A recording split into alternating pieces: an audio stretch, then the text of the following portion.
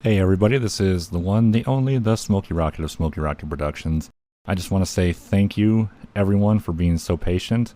Things have been going on in my life. I've been sick, and when I haven't been dealing with that, I've been trying to get things ready to welcome our baby.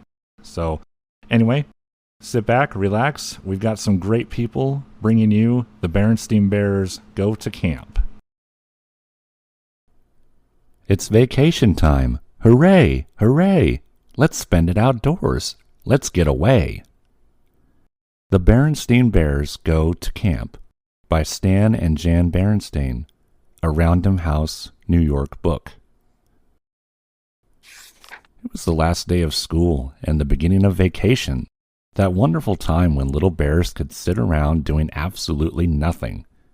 Brother Bear and Sister Bear shouted goodbye to Teacher Jane and hopped onto the bus for the happy trip home. Well, asked Mama Bear after a day or so of vacation. Are you enjoying sitting around doing nothing? It's great, said Sister. Absolutely, said Brother. There's just one trouble with it, added Sister. There's nothing to do. Here, take a look at this, said Mama as she reached for something that had come in the mail. This is what it looked like. Some of the things looked interesting, but Brother wondered what fully supervised meant, and Sister wasn't so sure about that overnight sleep out. It sounded a little scary. Where is this camp? Asked Sister. Not far, answered Mama. How will we get there? Brother wanted to know. A bus comes for you in the morning and brings you home in the afternoon. Sounds a little like school, said Brother. We'll think about it, said the cubs, and went back to doing nothing. Well, not exactly nothing. They picked a few wildflowers, chased a few butterflies, turned over a few rocks, and thought about it. Mama, could we try Grizzly Bob's day camp just to see if we like it? They asked. Of course, said Mama. A couple of mornings later, Brother and Sister were in camp shorts and t-shirts, all ready and waiting when the bus came. It didn't look much like the school bus, and Grizzly Bob didn't look much like Teacher Jane, and the camp didn't look anything like school. Grizzly Bob had built his camp beside a lake at the edge of the forest. There were log buildings, a flagpole flying the camp flag, a big bulletin board with the camp rules. There certainly were a lot of rules. Some interesting paths, a roped-in place to swim. There was even a big red canoe. Bob had made name tags for the cubs.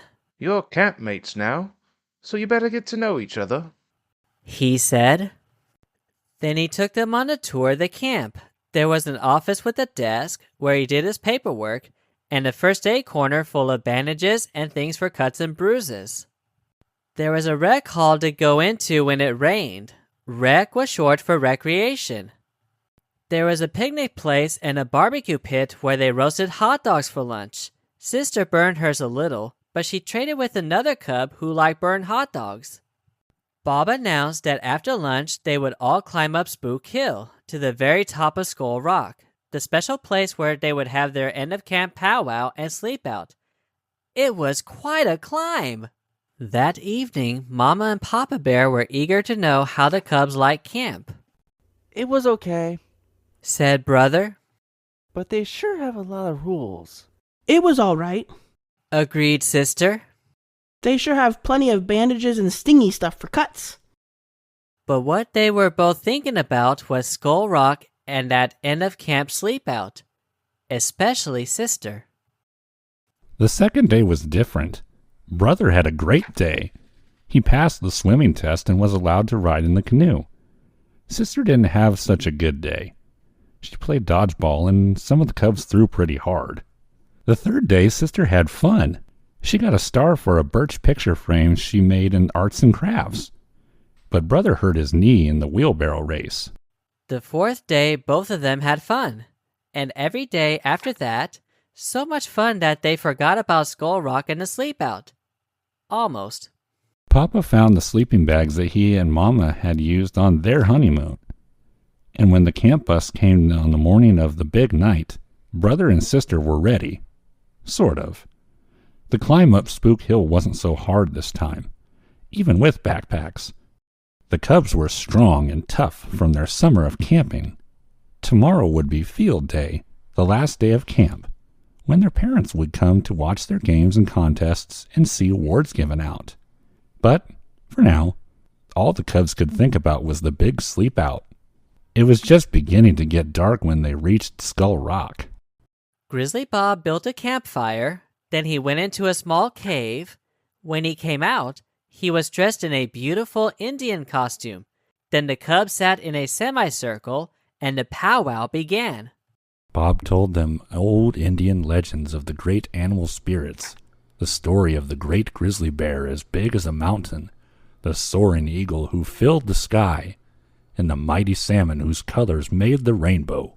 As Bob told the old stories, the cubs could almost see the wonderful creatures in the firelit smoke as it curled up into the night sky. After the powwow, they had cocoa and honey bread. Then they curled up in their sleeping bags, and soon they were all fast asleep, even sister.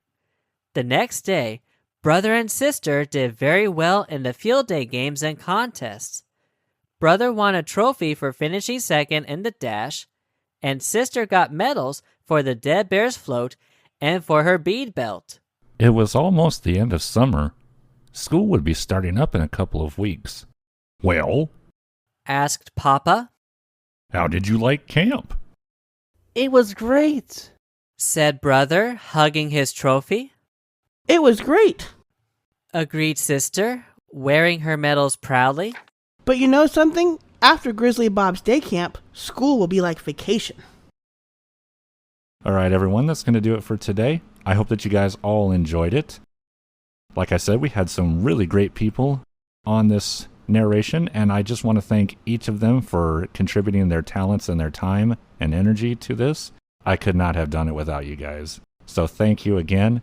If you have not done so, please go ahead and hit the like button, hit the subscribe button, and go ahead and subscribe to the people that helped contribute to this video. And until the next time, this is the one, the only, the Smokey Rocket of Smokey Rockey Productions. God bless you all. And until the next time, y'all come back now, you hear?